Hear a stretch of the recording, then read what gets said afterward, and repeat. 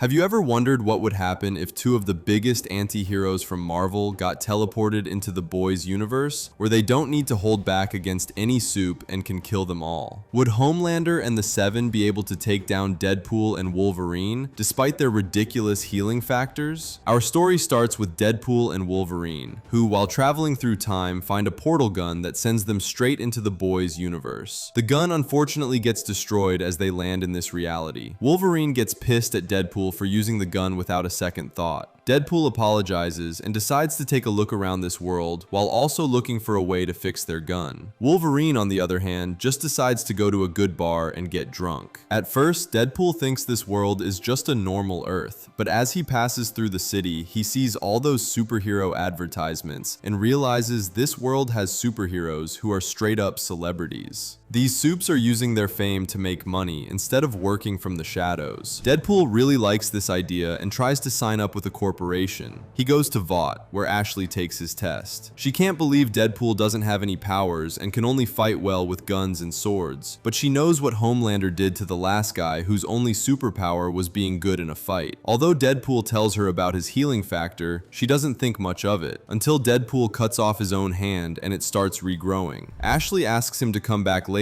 and talks to Stan Edgar about this crazy healing factor of Deadpool's. Stan Edgar is ready to recruit Deadpool, because not only will he work as a soup for them, they can also run experiments on his body. Ashley gives Deadpool the message that he has been selected for their cause, and since the Deep was suspended and his position was empty, they put Deadpool in it, making him part of the Seven. Wolverine, on the other hand, gets into a bar fight, and he is up against a racist soup named Blue Hawk, who is talking trash about minorities. When Wolverine calls him out, Blue Hawk tries to beat him up, thinking he is just an ordinary human. But Wolverine pulls out his claws and kills Blue Hawk brutally, leaving his dead body behind. The people watching and recording this can't believe Wolverine killed Blue Hawk so easily, and without any hesitation too. The whole incident gets talked about all over social media and the news. Blue Hawk and all the racist stuff he was saying gets leaked too, and people find out how many innocents he had killed, which promptly raises support for Wolverine instead of defaming him. The media and Vought try their best to push the agenda of Blue Hawk being innocent and paint Wolverine as the bad guy, calling him a wild animal because of his claws and the way he killed Blue Hawk. Deadpool reunites with Wolverine and asks him to go into hiding for a while, as he is working with Vought and doesn't want Wolverine getting into a big fight with the company he is trying to be the #1 hero of. Soon the Seven meeting comes around, and we see the members of the Seven meeting Deadpool for the first time. Starlight finds Deadpool funny and a good guy, whereas Homelander instantly notices that Deadpool wants to take his place and tries to treat it as a joke, since Deadpool's main power is just healing, which almost all the members of the Seven have on some level. He also mocks Deadpool's use of guns and swords, saying that if a soup villain like Homelander ever showed up, how would Deadpool even defeat him? He tells Deadpool to compete with Black Noir instead of the Homelander, but Deadpool assures him that he has killed way stronger people before. Stormfront wants to see his face, which Deadpool refuses to show, but Homelander sees it easily through the mask and tells everyone how bad Deadpool's face and body look, like he got burned or something, and starts making fun of it. Starlight, Maeve, and even Black Noir, who has a similar face, don't like this, but the others laugh at it. Seeing this, Deadpool makes his kill list for this world and puts Homelander at the top. This way he can take his revenge and take his place as the #1 hero. Deadpool starts going on missions and saves a lot of people. His methods are brutal and fast, and he gets mixed reactions from the public. Some like this brutal side of heroes. Others think Deadpool is more of a villain. Homelander can't believe Deadpool has supporters after the way he is killing criminals, so he decides to stop holding back too, and starts injuring or at least disabling the criminals he catches. He had always tried his best to hold back for the sake of his reputation, and never let anyone see his dark, brutal side. But now, thanks to Deadpool, he knows people would still like him if he is a little brutal. As long as he is not as brutal as Deadpool, people won't bash him. Black Noir, who feels threatened by Deadpool, makes a plan with Homelander to assassinate him, and they wait for the perfect chance. Wolverine, meanwhile, is being hunted by soups and police. Deadpool meets him in a secret base, where Wolverine asks him when they are going back, and Deadpool says they will stay here for at least a year, until he becomes the #1 hero and enjoys his time in this world. He also tells Wolverine about his plan to kill Homelander and some of the Seven, and that for Homelander specifically, he would need Wolverine and his adamantium claws. Wolverine agrees, agrees, because he knows these soups are no good, and someone like Homelander is definitely hiding something. Deadpool decides to do some digging on Homelander, find out his secrets and the crimes he has committed, and reveal them to the public so that he can get a legitimate reason to kill Homelander, while also making himself more loved by the public. We then see Deadpool inside the Vought building, trying to find something on Homelander, but just then Black Noir ambushes him. The two have a sword duel, and then Deadpool starts using his guns and kills Black Noir right there for good. Just then Homelander walks in. He double-crossed Black Noir and used him as bait, and now he confronts Deadpool himself. Deadpool tries his swords and his guns on him, but everything is useless against Homelander and his steel-like body. Deadpool tries to punch him and breaks his own arm, so he decides to flee, but Homelander has super speed too and easily catches up to him, cutting him in half with his lasers. Seeing that Deadpool is still alive, Homelander is shocked and realizes Deadpool's healing powers are way beyond what he had initially assumed. Just then, Stan Edgar arrives with some scientists and they capture Deadpool for experiments. Homelander doesn't mind it, as long as Deadpool stays away from him and gets tortured during the experiments. Vought plays it on the news, claiming Black Noir was killed by Deadpool, who was actually a soup villain secretly infiltrating Vought to kill the Seven, and that Homelander stopped him before he could kill any more of them. The Deep also finally returns, as 2 positions are left open, and he is one of the few options they have left. We then get to see the boys, who, thanks to Starlight, knew this new soup Deadpool was a good guy. They connect the dots and realize Wolverine is also Deadpool's friend, since they both seem to have insane levels of healing and both came out of nowhere. They decide to find Wolverine, while Starlight decides to see if Deadpool is truly dead. Wolverine watches the news about Deadpool and gets angry, because even though he wasn't that close to him, that was still someone he cared about deep down, and he knows there is no way Deadpool is dead. He is most likely captured. Wolverine decides to infiltrate Vought and rescue his buddy all on his own, but just then the boys arrive at his location. At first, Wolverine tries to attack them, but seeing that none of them possess any powers except Kimiko, who is like a lighter version of him, he decides to listen. The boys explain their plan to kill the Seven and all the bad soups, and for that they would need Wolverine and Deadpool. Wolverine actually likes Butcher's idea and agrees to it, as long as he can kill without holding back, knowing that the soup in front of him is a criminal himself. First, they decide to rescue Deadpool, whose location they get thanks to Starlight. As soon as they arrive, some soups, including the Deep, along with a group of military officers, attack them, but Wolverine rushes forward, destroys their weapons, and fights all the soups by himself. One by one, he kills every soup, and brutally kills the Deep. They find Deadpool, whose body has been cut into parts and experimented on. They free him and get him out of there. As soon as Homelander finds out, he gets a little scared, because Deadpool alone had a ridiculous healing factor, and now there is a guy called Wolverine who has the same level of healing on top of it. Stan Edgar calls an emergency meeting and tells them they are soon going to rescue Soldier Boy, so they will have his help in the fight against Wolverine and Deadpool. Edgar also found out that the Russians gave him some kind of compound V erasing blast, and since they don't know Deadpool and Wolverine are from another reality, they think this blast will erase their broken healing factors and let Homelander kill them for good. A week passes by, and Deadpool, Wolverine, and the boys have killed over 100 soups, all of them criminals who were being protected by corporations like Vought. Vought is more than ready to end the duo now that they have Soldier Boy and the Seven, along with O-Father and Firecracker, who they also recruited. Homelander sees how close Stormfront and Soldier Boy are, and decides that he will be the one to take both Wolverine and Deadpool's heads. Soon the military and the Seven, along with an army of soups, reach Deadpool and Wolverine's location.